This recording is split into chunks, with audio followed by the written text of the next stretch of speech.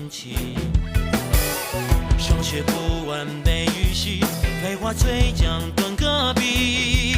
修出茅庐青涩不可及，鸿鹄展翅苍茫秩序。无所谓命格错综布局，破天际渐渐词的谜题。轻若困境里蜕变出豪华勇气，不忘江湖路上历练峥嵘侠义。年华一笑便是灵犀，高歌行万里。少年梦逐浪入城，并将心镌刻年轮。远方未曾遇伤痕，敢闯荡才算人生。方寸间棱角激昂青春，擦拭我岁月风刃。天涯凌云尽所能，是你我并肩又一生。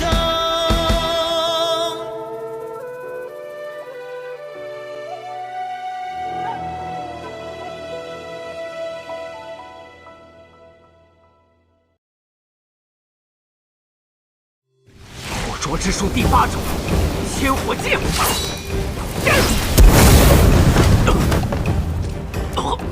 了解，不要妄动，站在那里保持气势。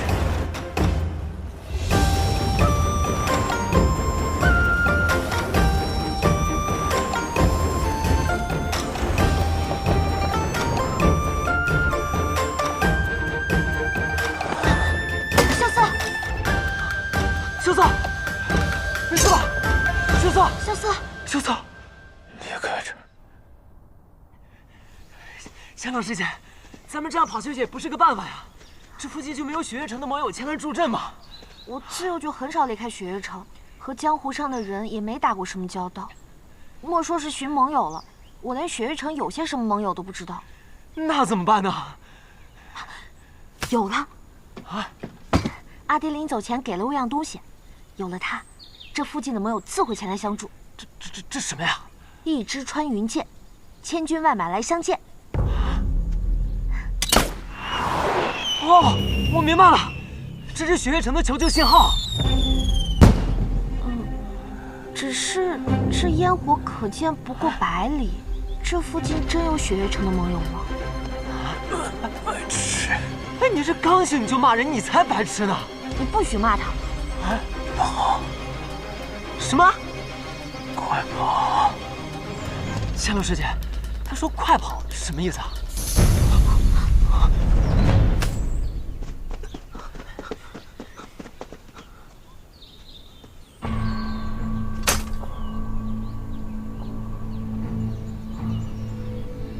有人先一步把他们劫走了。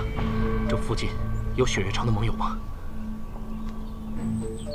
剑心种。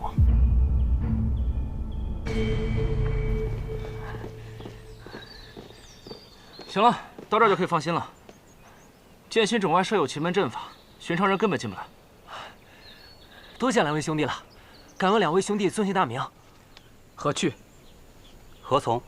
好特别的名字啊！没时间寒暄了。放心吧，适逢华神医正在剑心冢中采药，我这就送他过去。哎，这位雷兄弟啊，不如和我去一趟剑阁吧，老爷子应当想见你的。老爷子是谁啊？笨啊！老爷子当然是剑心冢的冢主了。冢主？嗯。哇，这好多剑啊！这儿真是比雪月城藏剑阁还威风呢。哎，对了，明轩师兄，你为什么会出现在这儿啊？我是来剑心冢办点事儿，结果刚到这儿就发现天空炸响的那支千城令，能有资格用千城令的人可不多，我就赶紧赶了过来，结果发现是你。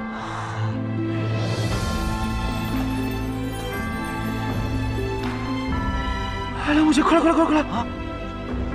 这柄是麒麟牙，是麒麟剑手吕修西的佩剑，剑谱上能排第16呢。哦，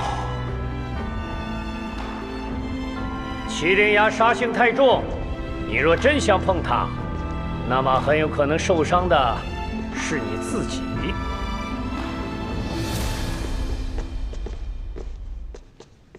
老爷子，要求见的落霞仙子的弟子是谁呀？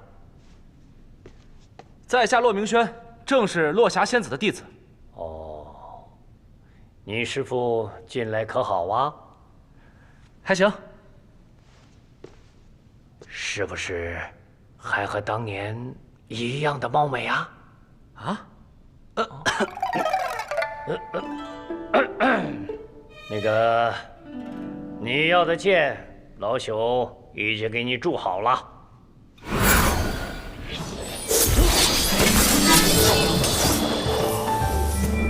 哇！重剑无望，轻剑别离，长剑凤凰，双剑勾芒结尘，三尺剑般若一目，一共7柄剑。7柄剑，这么大方。多谢老爷子。你拿去吧。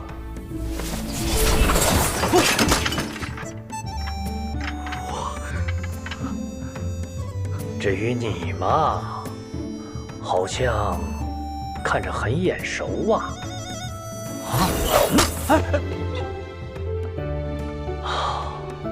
听雨啊，许久未见了呀。您老认识这把剑？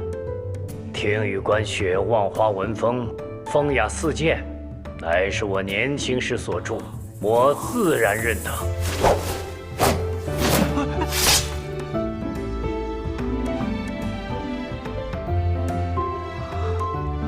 风雅四剑是您所著？那莫非您是李素王？哎，等，您不是已经死了吗？你才死了呢！我不过是20-30年没在江湖上露面罢了，谁说我死了？那这个江湖上面说，剑心主的种主现在是李素王的弟弟李素臣。哎，这个江湖传言也不可信啊。外公，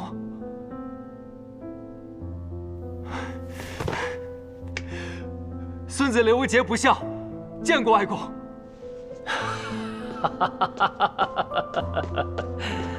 快起来，快起来！剑术有成，便不算不孝。你既然得了这把天羽剑，想来是见过你姐了。好。哎，你姐啊，才是真的不孝啊！她明知道我一个老头子在这剑心冢里面孤苦伶仃的，也不来陪陪我。你说，我又没有非得逼着他，让他当这个剑心冢的冢主，他那么怕我干什么？这天羽剑就算是对他的惩罚，我没收了。啊！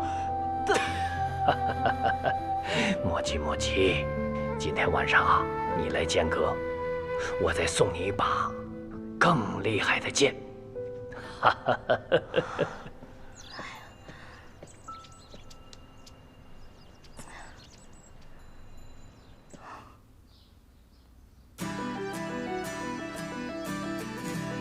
外表没有一点伤，但脉象却可以乱成这样，还真是罕见。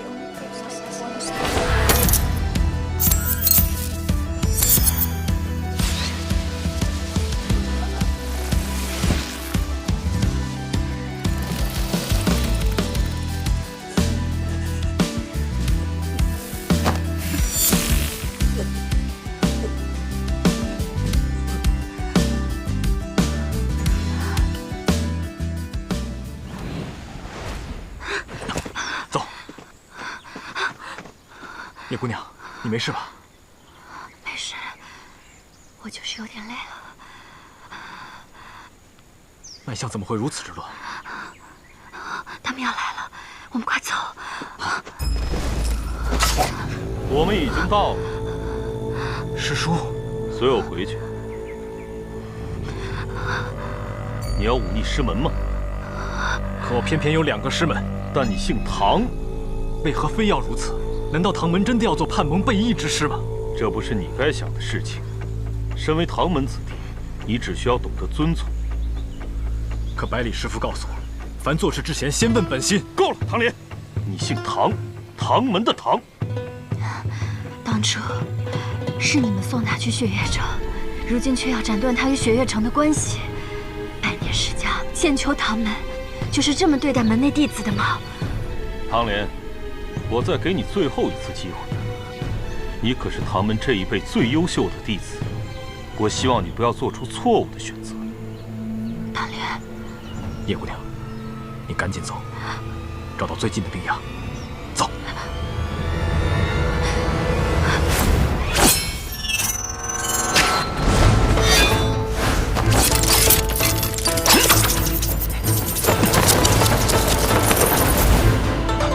叶姑娘，小心！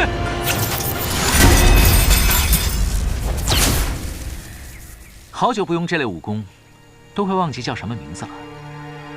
自在心中神功。对，就是这个名字。燕安石，在天外天我叫燕安石，如今再回中原，还是叫我吴心吧。多谢大舅。我当是谁呀？上回放你回到天外天，这次你竟然还敢跑回中原？放我回，就凭你？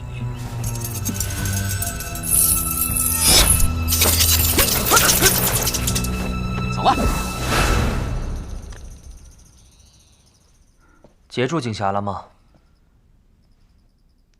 今日得到消息，暗河苏家家主苏沐雨和谢家家主谢奇刀合力阻止李寒一北上，但李寒一看穿了埋伏，最终突围而去，目前行踪不明。看来暗河已经动手了，老舅也太擅作主张了。唐门三老呢？那三位老爷子原本不想露面，可那时李寒一已经突围而去了，他们迫不得已现身，也没有追得上。至于唐门为何会和暗河联手，我猜是九皇子在动身之前就已知晓了唐门，他们知道殿下与九皇子的关系，便以为这是殿下下的命令。老九为何会如此确认暗河会和他协作？因为九皇子他冒充了一个人。谁？萧楚河。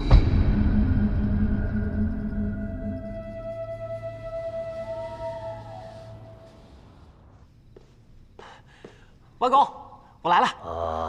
你来啦？吴外公要给我一把什么剑？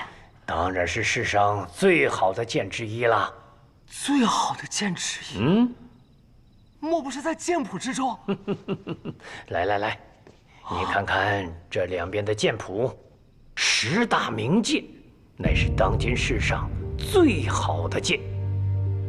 你看看，这剑谱第10，无忧，其剑银白如玉，剑身修齐秀丽，不似人间之剑，隐隐有飘然的仙风。现传人不知。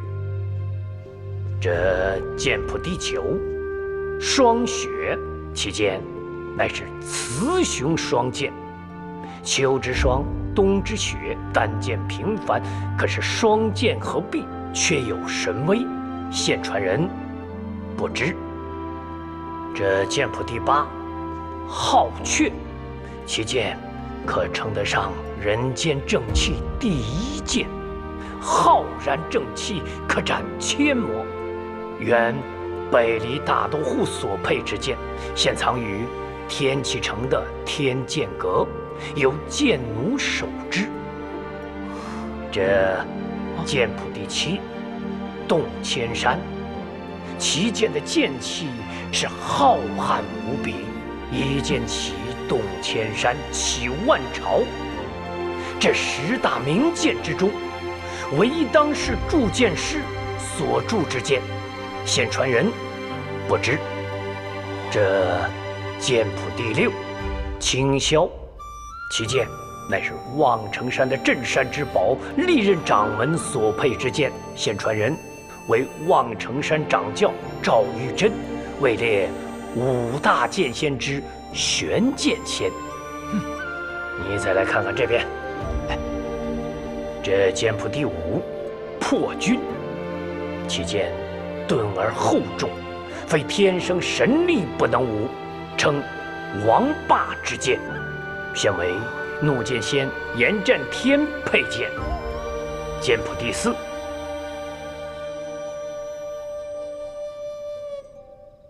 这世上的剑，有的是4个字，有的是3个，最多的是2个字。但是这把剑，它只有1个字。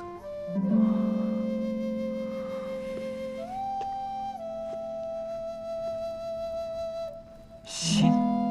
对，这剑谱第4，心，唯一一把以单字命名的剑。这剑可通灵啊，它与剑主心意相通，剑意纯粹，可断凡剑剑意。其剑为剑心中历任传人所佩之剑，现传给雷无节。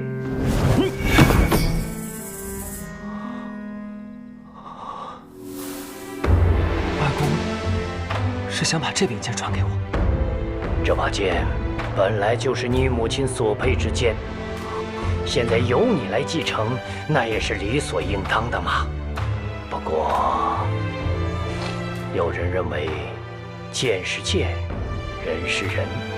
比如你姐姐，她不愿意接过这柄新剑，却偏偏跑到那个昆仑去求什么铁马冰河。但是有人觉得，剑即是心，心亦可作剑。比如你的母亲。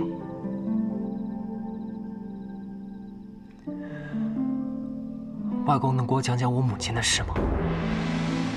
你母亲是一个非常好的人呐，她善良聪明，性格温柔，又是天下难得一遇的奇才呀。哼，若不是遇到那个天杀的雷梦莎，她定会是剑种的传人的。母亲是怎么认识父亲的呀？这个雷梦莎与他的那个好兄弟百里东军，到我这剑心中来造访，不好好的待在剑阁里，却非要偏偏跑到那剑心崖。你跑到剑心崖也就算了，可他偏偏要与新月比武，你比武也就算了，可他偏偏却赢了。你赢了也就算了，可他偏偏……外公，我怎么听出了一股吃醋的语气呢？从那以后啊，你母亲新月天天吵着要和这个雷梦莎去闯荡江湖。我就想啊，这闯就闯吧，这年纪轻轻的，总不能一辈子窝在这山谷里吧？更何况这雷梦莎也是一表人才，又是世家子弟，于是我就答应了。哎呀，这些年啊，我真是后悔呀！我就问我自己，我为什么要答应呢？我就应该把他给留下来。哎，小子，你说说，如果当初我要是留下来的话，那是不是跟今天就不一样了？是，那就可能没有我了。哎，你这个臭小子啊，你的性格怎么跟你父亲是一模一样啊？一副子没心没肺的样子。外公，你不是还有我和我姐吗？我们会经常来看您的。看我可以，打我剑的主意不行。外公，你自己说要把新剑传给我的，你可不能后悔了。哈哈哈！你个傻小子啊！这把剑可不是一般的剑呐，就算我要送你，那也得看它应不应你呀。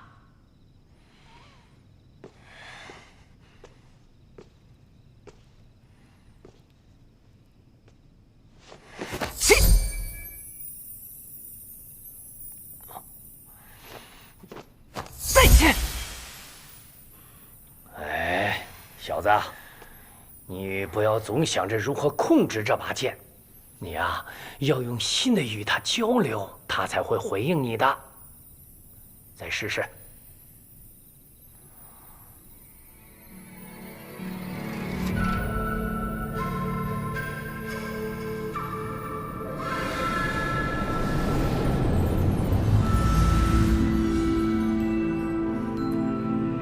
可杰，好久不见了。阿娘，真的是你吗？阿娘，我只是你心里的想象，是心剑与你产生了共鸣，幻化出了我的样子。阿娘，我真的好想你，阿娘。我和姐姐还有外公都已经重逢了，若是你和阿爹还在的话，我们就可以像小时候那样一起生活了。傻孩子，没关系，只要你心里一直想着我们，我们一家人就永远在一起。对了，阿娘，我现在已经是青龙守护了，可是我不知道作为一个真正的守护，到底应该做点什么。在我回答你之前，你先告诉我，你为何执剑？因为我有想保护的人。对于守护来说，执剑的意义就是守护想要守护的人。想要守护的人。守护想要守护的人。守护想要守护的人。守护想要守护的人。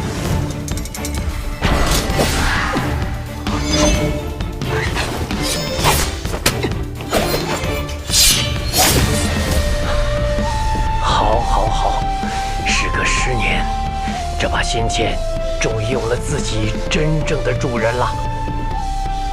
守护想要守护的人，阿娘，放心吧，孩儿定不负使命。小子，听说你躲了1夜的追杀，赶紧回去休息吧。明天一早，再试试这把仙剑的威力。外公，你这剩下的剑你都还没讲呢。虽然说剑谱前3甲我已经听过很多遍了，不过呀，从天下第1铸剑师的嘴里讲出来，那还是非同凡响的。好，我就应了你。来，这剑谱第3，铁马冰河，其剑乃是世间极寒之剑，原封在昆仑之巅，曾为绝世昆仑剑仙所有，现为雪月剑仙李寒一所配。阿姐可真是厉害，不继承新剑，去继承那把更厉害的。我说你这个臭小子啊！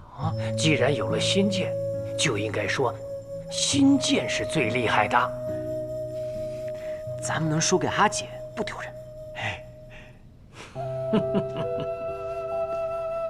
这剑谱第2，大明朱雀，其剑为无双城镇城之宝，现藏于无双的剑匣之中。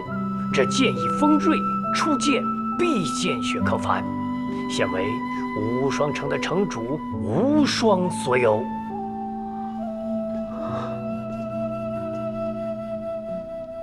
也不知道无双什么时候才能拔出这把剑。能拔出大明朱雀的，就证明他已经是剑仙了。那就只剩下最后这一。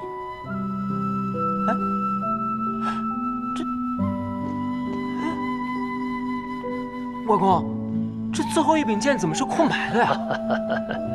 我告诉你，这剑谱第1，天斩，天下第1剑，天道之剑，非天命之人所不能持。现供于钦天监，有国师齐天辰守之。这天斩乃是开国皇帝留下来的神剑，已经有几百年未曾现世了。我虽然是剑心中的种主，我也没有见过此剑，自然也就画不出来呀。这几百年都不现世，他不会都锈了吧？不会的，不会的。像本朝的开国皇帝那般的天命之人，又岂能是那么容易便出现的？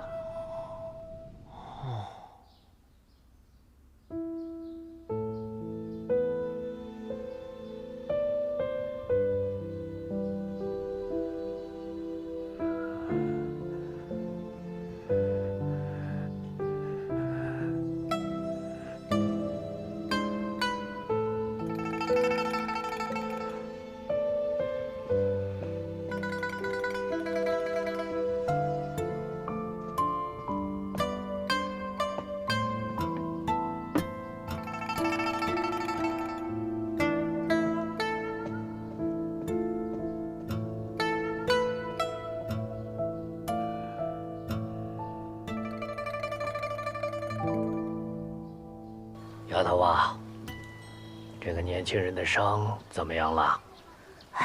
他的问题啊可就大了，他的隐脉受了重伤。世人皆知显脉乃是指奇经八脉和12经长脉，还有15络脉。但其实人亦有隐脉，因为人的内力便是藏于这隐脉之中。此人隐脉受损，不能用武，但是我能感觉到他的隐脉中有股可怕的力量。如果这股力量反噬，那么他就会陷入很危险的境地中。他之前应该遭遇过了一次反噬，只不过这次反噬并不严重，所以只是有些气虚，补一补就好了。但是以后嘛……怎么，还有我的小花锦看不好的病吗？你别说是我，就算我师傅来了，估计也医不好。至于我那个3心2意的师兄，怕是也医不好吧？你是说那个枪仙司空长风吧？师傅说啊，若是师兄只注重医道，那么这天下间便没有他治不好的。可是师兄又学医又练枪，还跑去当什么城主，这般3心2意还怎么学医啊？你倒是专心钻研医术了，跑到我这剑心冢里采了1年的药材。我诱惑了你几次跟我学剑，你都不肯，怎么就没有看到你把它给医好啊？我还小嘛。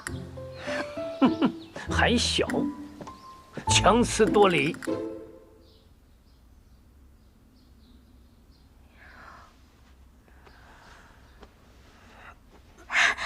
你醒了，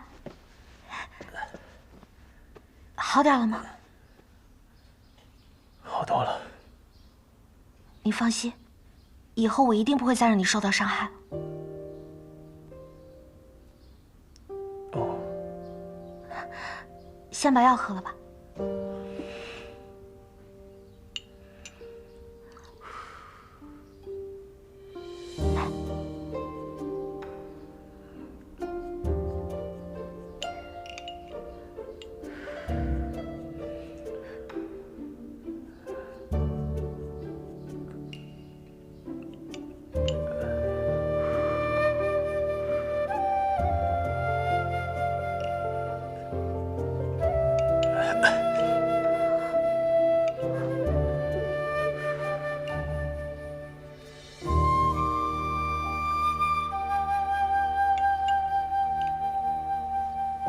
3日过去了，你终于能下床了。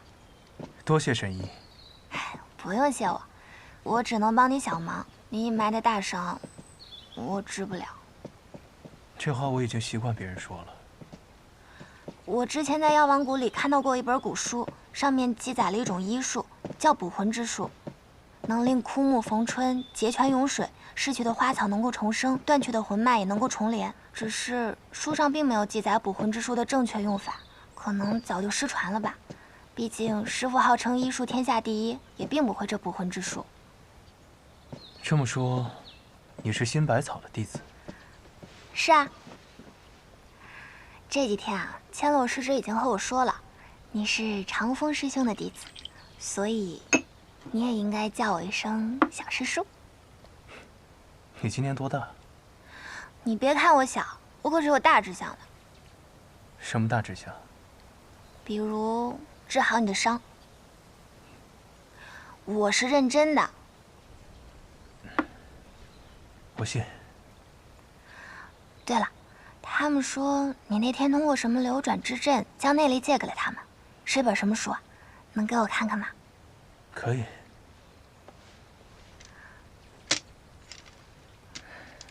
此书乃是如剑仙谢轩所写，修炼此中功法，可以慢慢修复隐脉。真是本奇书。你要是想，就请你多看几日。不用了，我已经都记住了。想不到小神医竟还是过目不忘的天才。但是你那个姓雷的小兄弟可不能再等了，他每天着急想要出种去那雷家堡，还说如果去晚了就要被姐姐一剑给杀了。什么姐姐啊，这么凶？天下前5的剑仙，你说凶不凶？不过他既然这么着急，那我得去拜访一下李种种。萧瑟见过李种种。你的身体好些了吗？好多了，多谢种主相助。哎，这都是华锦的功劳，老朽也没做什么。只是没有想到我能够在此与你相见呐。对了，你对暗河的追杀有什么想法吗？暗河向来是不死不休，如果是专程为了杀我们，那应该派出更强力的杀手才对。怎么，苏昌黎还不够强吗？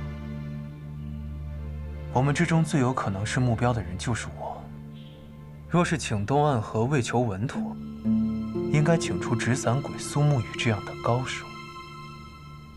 所以我估计，这里面应该是另有阴谋，或许跟我们此行的目的地有关。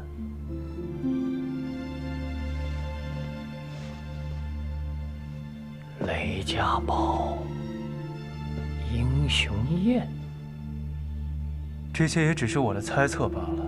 当务之急，是我们要快点赶往雷家堡，在敌人的阴谋发动之前，就还有回旋的余地。你刚才说，你叫萧瑟？是。不管以前是叫什么，以后也只会是这个名字。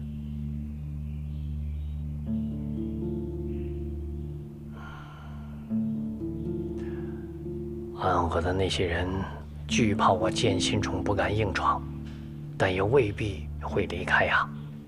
今天晚上我就去击退他们，明天一早你们就走吧。怎敢劳烦种主亲自动手？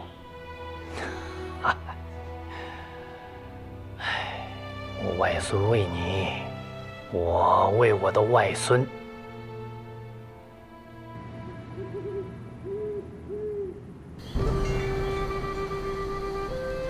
真是个大好杀人夜呀！你在担心剑心种帮助他们吗？那何去何从二位护剑师我们见过，单凭他们二人的剑术，与你相差甚远，不足为惧。除了他们，剑心种还有别的高手。啊？别的高手？谁？剑心有月，睡梦杀人。李新月已经死了很多年了。李新月是死了，但是心剑未绝。教他剑术的那个人也依然在。您是谁？天下第一铸剑师，李素王。巨剑腾空，天下第5名剑破军的仿剑，乃是我年轻时所铸，也是许久未见了。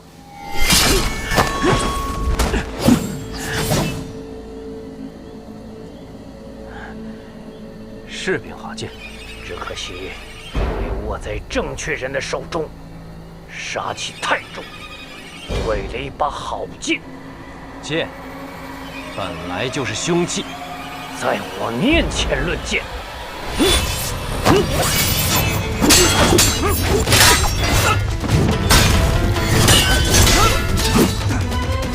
外公，外公，我自己的事情自己了。您不必替我说道。此人不好对付。我遇到不好对付的人多了，你看我不活得好好的吗？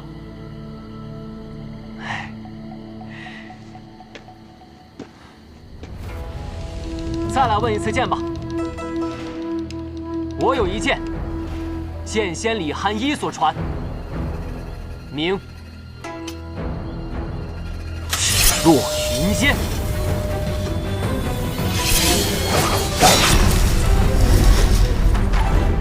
心剑，好。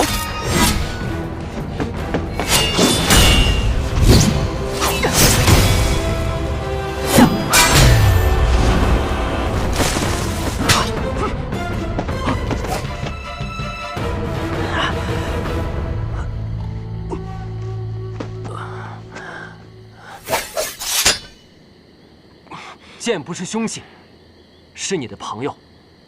死在这样的剑下，无妨。刚刚我的确胜了你一剑，还不足以伤你吧？对于杀手来说，输了便是死了。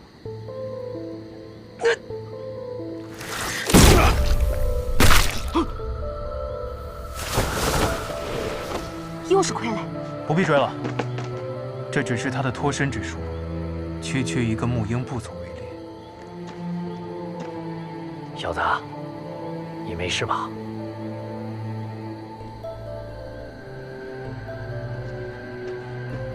刘姐，哎，喂！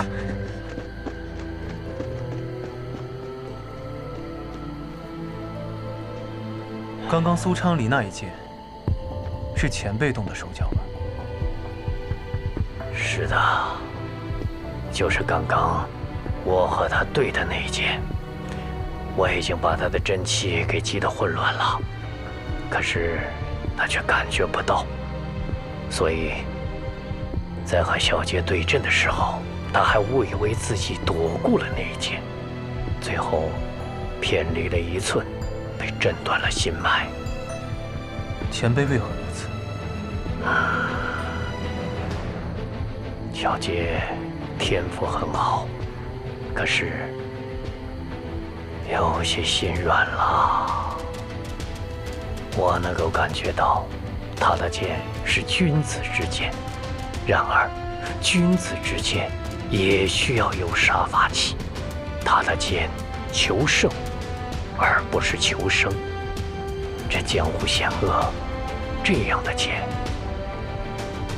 会活不长久的。我不愿杀人，人却要杀我。不管是不是江湖，永远都是这样。前辈的担心我记下了，还请把雷无节放心的交给我。若不是为了你，我也不会迫使小杰做出这样的事来的。前辈什么意思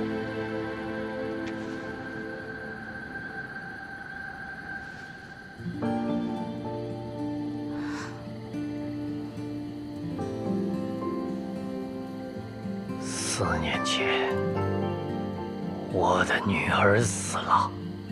如今，我希望我的外孙能够平安的回来。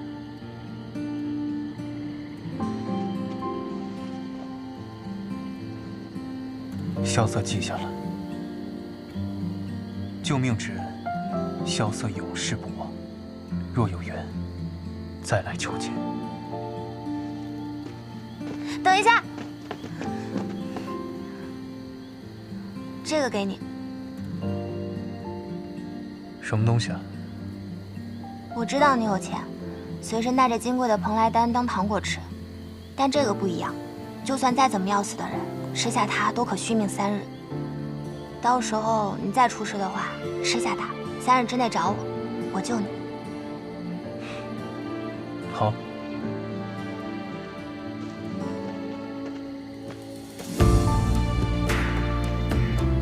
那萧瑟是什么人？你怎么向他鞠躬啊？他说他叫萧瑟，不再是以前的那个人了。但是有一点是不会变的，他姓萧。只要他姓萧，那么他所做的那些事情，就永远不会有结束的一天的。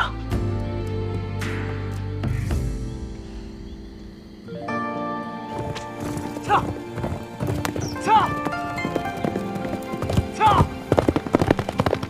撤！撤！撤！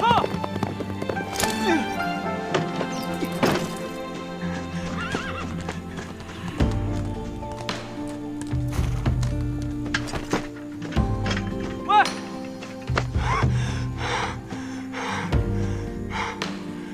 我要不要过去啊？师傅也没教我怎么安慰男人啊。陆明轩，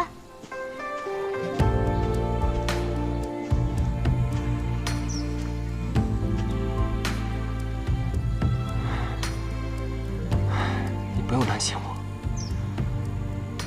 其实，我早就想到会有这一天。踏上江湖路，有的时候你不想杀人，人家却想杀你，我都明白的。所谓身不由己，就是这样。可是这些都是错的，大家打打杀杀，仇恨不断，永远没办法终结。这不是我心里想要的江湖。我我知道，你要的是鲜衣怒马，把酒当歌。是我想的太简单了吧？你知道我心中的江湖是什么样的吗？我曾经以为，江湖跟朝堂一样，只有无尽的野心。直到我遇见了你，遇见了吴心，还有天外天、雪月城、暗河。我现在觉得江湖是一面镜子。镜子。人在面对镜子的时候看到的是自己，面对江湖的时候看到的是自己的内心。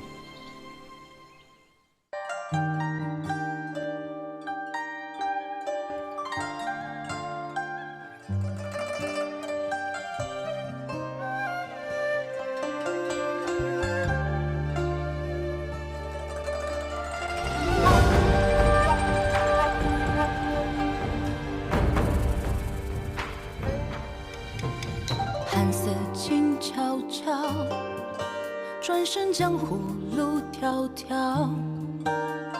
天外雪飘飘，冷月的滚烫云知道。命运狂滔滔，拨开岁月雾绕绕。过往空闹闹，是等待远途零九霄。下水渺渺，心声随境遇轻渺渺。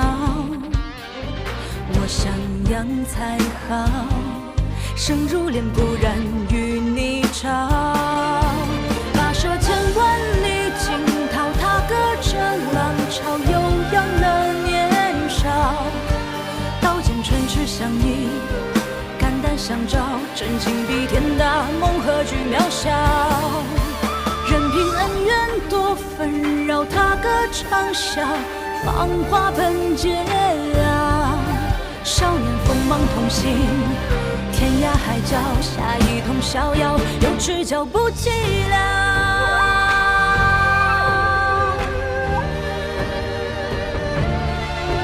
跋涉千万里惊涛，踏歌着浪潮，悠扬了年少。刀剑唇齿相依，肝胆相照，真情比天大，梦何惧渺小。